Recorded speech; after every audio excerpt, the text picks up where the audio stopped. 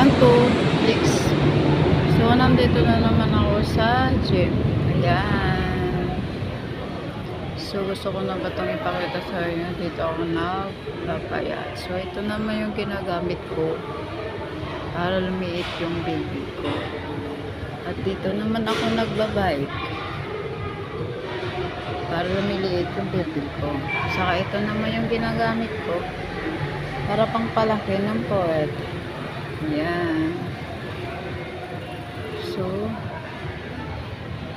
yan lang naman yung ginagamit ko palagi. Ayan po guys. So,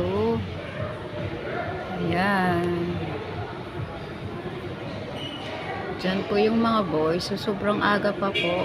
Wala pa yata yung mga boys kasi may mga work po sila. So, dito. Ayan.